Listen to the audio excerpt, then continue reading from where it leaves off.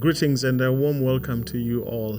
I am Melusi and I'm glad to be bringing you this reflective message. I'm hoping will help a family, will help a couple, a marriage out there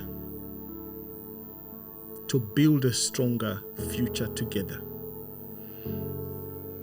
The message I want to talk about today is the dangers of allowing wounds of the past to be more important than the future of what we're trying to build together, regardless of what has happened in the past and how intense and bad it has been. I want to give you this instructive guidance that the greatest threat you will have to deal with if you have past wounds is never to allow them in your marriage or in your family to become the most important thing than the future you are developing together. You see, there's no family without a history. There's no family without disappointments. There's no family without misunderstandings. There's no family where there are no wounds and there are no painful moments. Every relationship carries scars from things that were said or not said, things that were expected and not met, things done or things not done. The question is not whether wounds exist. That's a given. Every family, even every individual, without relating to anyone, they do carry scars because we grow up and live in a broken home, a broken world. And so the real question is, who is driving the future? Is it your wounds or is it your vision?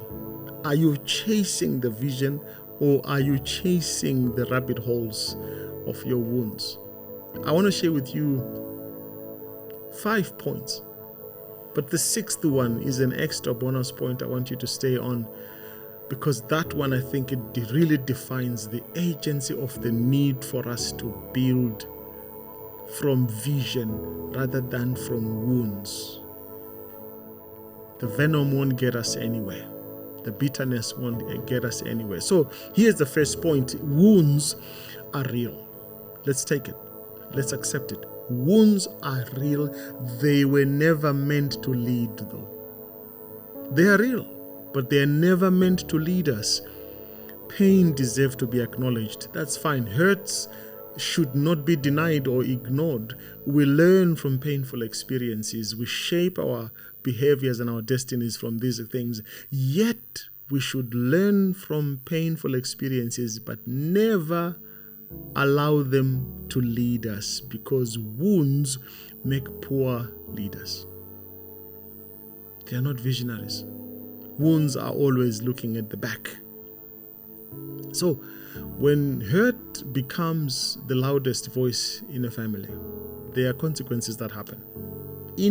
Inevitably, you will see that trust declines. You will see that conversations become almost like personal attacks and accusations. You will see that every situation is interpreted using the old feelings and experiences of pain. And people stop seeing each other.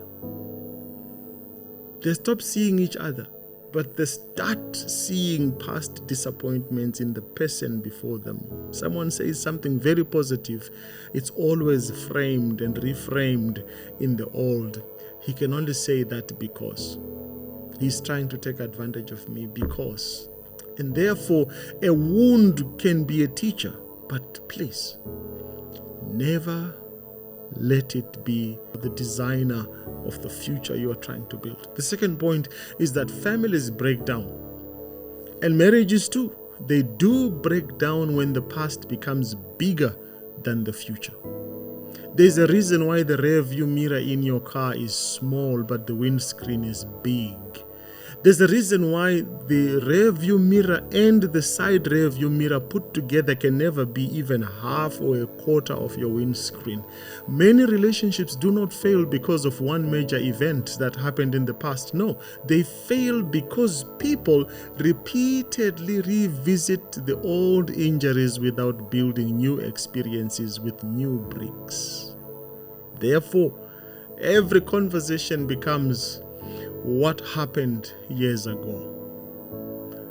Don't forget what happened. Don't forget who failed who in the past. Don't forget who was in the wrong, who did more than others. Don't forget who was not there. When families become like that, unfortunately, they will collapse and they will die. Meanwhile, dreams will get delayed.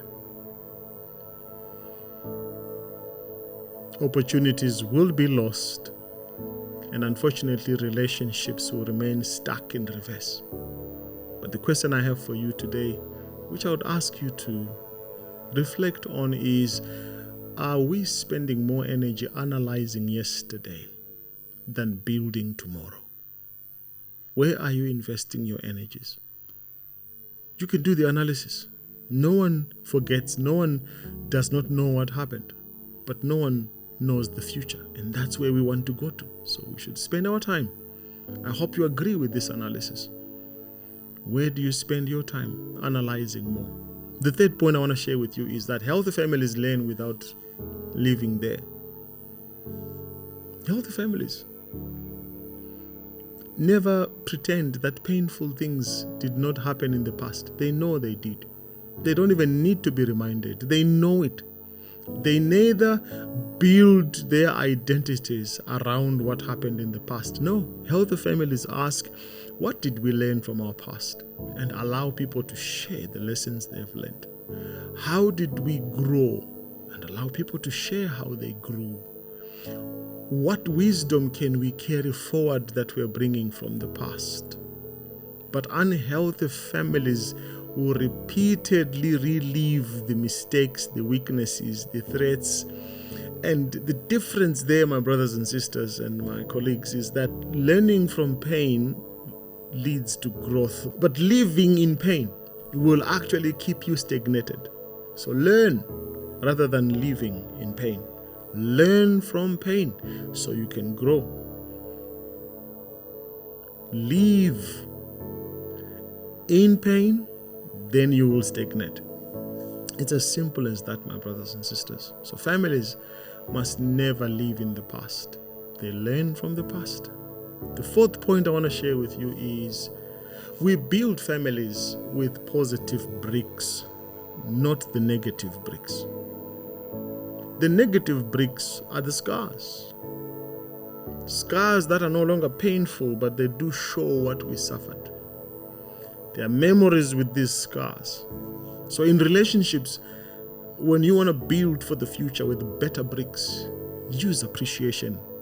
Bricks called appreciation. Use bricks called respect, forgiveness. Use bricks such as recognition, such as understanding, such as accountability, such as trust, such as shared visions and shared goals. These are the bricks that build a stronger foundation and future. But if you want to build in an unhealthy way, then use the weaknesses that you have noticed in the family to try and build people together. Use the suspicions, use the bitterness, use the blame, use the scorekeeping, use the resentment and constant criticism and wanting to expose people's weaknesses. Build on that and you'll discover that your house will never stand. You cannot build a stronger future with bricks that destroyed you in the past. I know you can reuse bricks to build a new house, but when it comes to relationships, old bricks that destroyed you in the past, that built the previous house, cannot build the new one. That's why they say you can't touch the waters twice, the same waters twice. When you touch this water now, it keeps flowing. When you touch the other one, it's no longer the same. So our families must be platforms and machineries that move forward and never stay back. The river will never wait for you. It will flow. Whether you are ready to cross or not, it will continue to flow. The fifth point I want to share with you is that the future must be more attractive than the hurt. If your future is not attractive, but what attracts you more and your default setting is always to go to the hurting, then you're not ready for healing, because healing begins when people become excited about what they are about to build together. When people or a family have a shared vision, which is something bigger than their disagreements, then that family is ready to grow and to heal. Your vision must be bigger than your disappointments and your disagreements and your discouragements. A marriage with a shared purpose can survive many storms. In fact, I have noticed that many marriages that overcome serious adversities and crucibles are marriages where there's a shared purpose. If you have nothing you share in common, you cannot fight for each other and fight with each other. So instead of asking what happened to us, ask what can we become together? Where can we go from here? And let me share with you the sixth point and the last one, and we close this one. I promised you this one, and thanks for staying all this way. If this is useful information to you, remember to like, to subscribe, and to follow us. And remember to drop in your donation and your support to this ministry and this work. Point number 6. Time is shorter than we think. We don't have the luxury of time.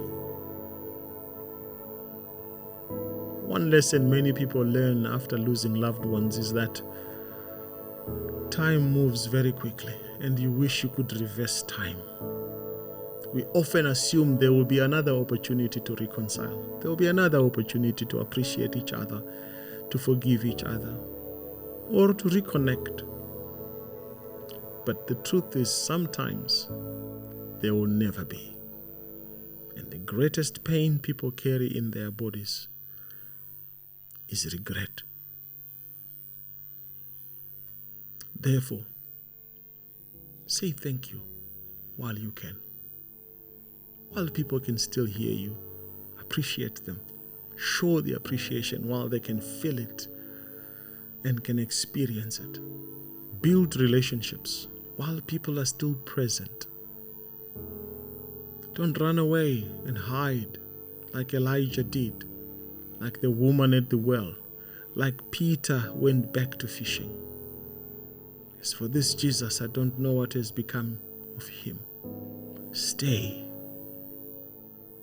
Be humble. Be patient.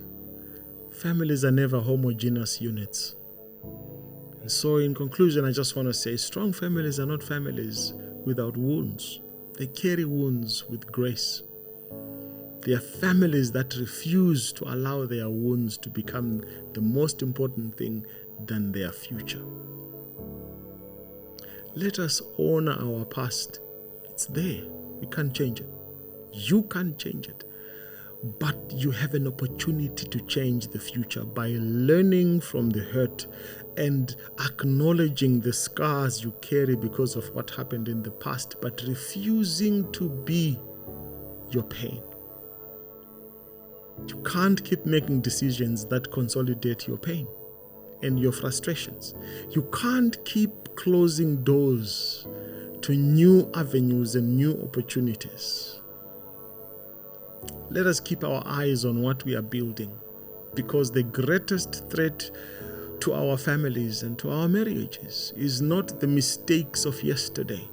It is allowing yesterday's wounds to become more important than tomorrow's possibilities.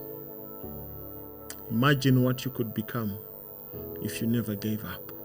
But giving up is the sure way to close your story of the future and develop a story that is always less than what was possible. May God bless you and help you to humble yourself, to allow the Spirit to lead you, to realize that your family is bigger than you, Because there is a psychology, a Gestalt psychology, that says the sum total of items is bigger than the individual. God bless you.